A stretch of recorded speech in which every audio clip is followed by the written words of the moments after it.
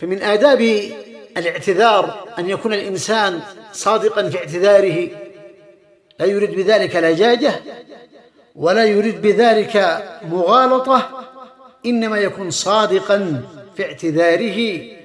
إذا ما أتى الجاني مقرا بذنبه يسومك عفوا لا تخيب له ظنا، فإن كان من أهل المساءة والخطأ فكن أنت من أهل التجاوز والحسنى.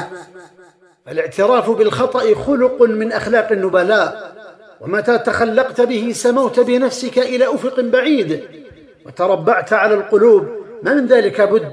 وتأمل إلى الأسوة الحسنة محمد عليه الصلاة والسلام لما كان يظن أنه لا ضرورة لتأبير النخل الذي هو تلقيح الذكر للأنثى أي من النخل، فنهاهم النبي صلى الله عليه وسلم وأشار على ألا يؤبروا أن يتكلوا.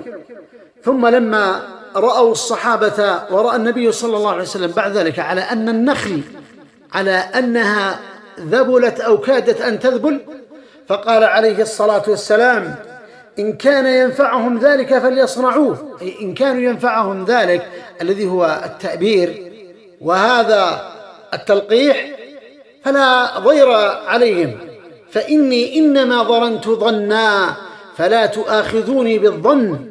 في الحديث الآخر أو أنه تتمه له أن النبي عليه الصلاة والسلام قال: أنتم أعلم بأمور دنياكم.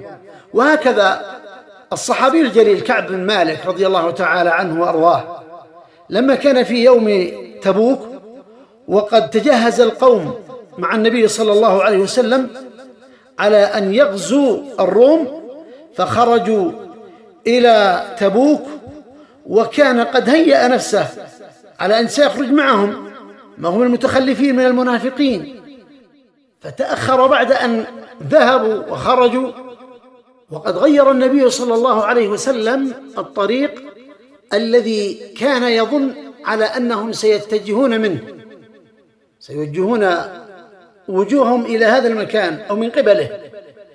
فالمهم قدر الله على أنه تأخر فلم يخرج بعد ذلك.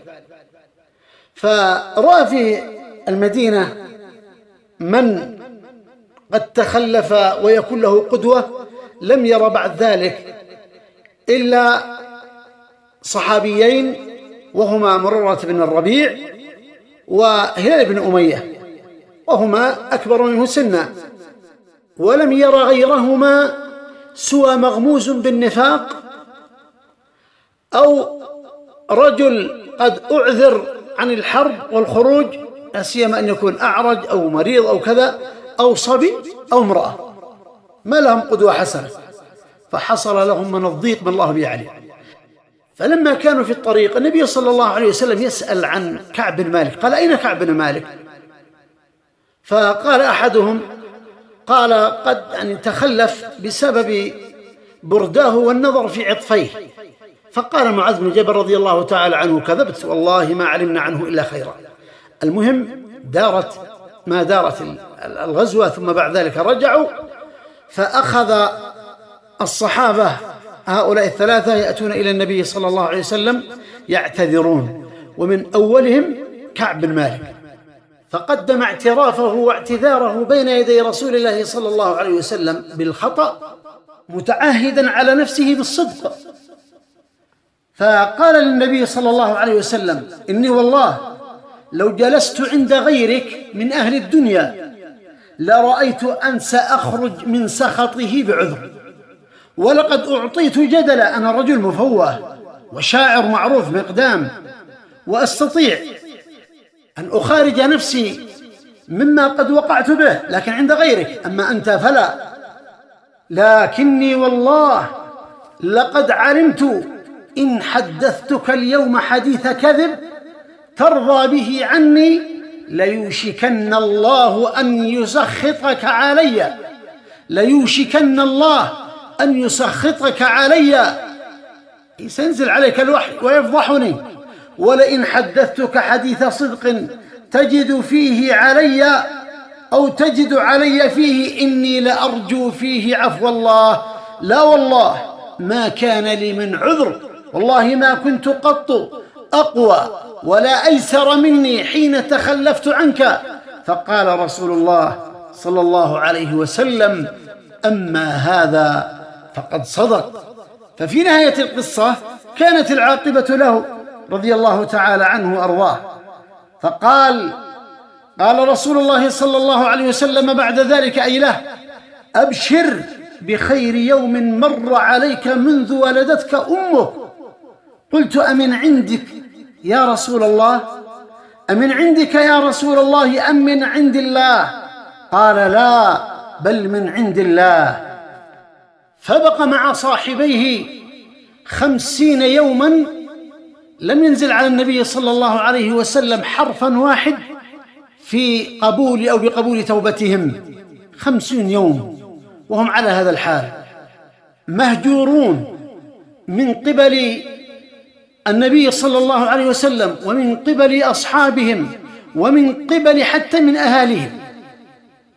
وفي 40 أمر النبي صلى الله عليه وسلم نساءهم أن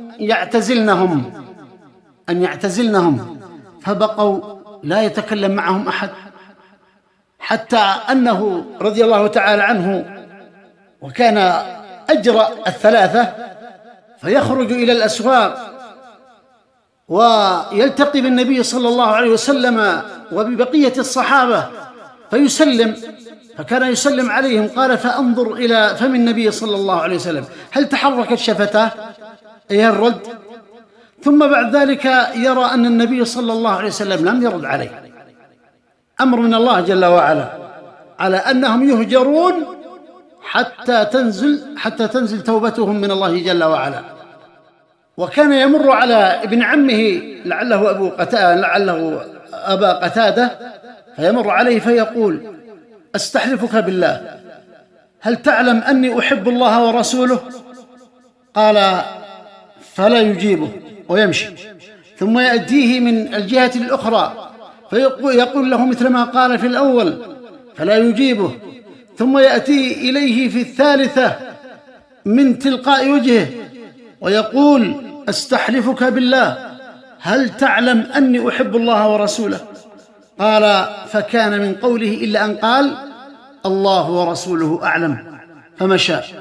المهم حصل عليهم من الغم ما الله يعلم، كما قال الله جل وعلا مخبرا عن حالهم: وعلى الثلاثة الذين خلفوا حتى إذا ضاقت عليهم الأرض بما رحبت وضاقت عليهم أنفسهم وظنوا أن لا ملجأ من الله إلا إليه ثم تاب عليهم ليتوبوا إن الله هو التواب الرحيم. وإنما ذكرت ذلك استطرادا، وإلا فنحن في صدد آداب الاعتذار، كما قال أيضا العرب في أمثالهم: الاعتراف يهدم الاقتراف.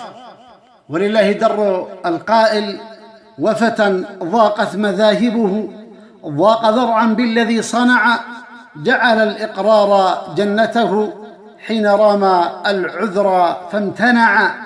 وقال آخر: عليك بالصدق لا ترهب عواقبه، فالصدق منجاة من يخشى به التلف، من جاء معتذرا والصدق منطقه ينسي المساء إليه كلما اقترفا.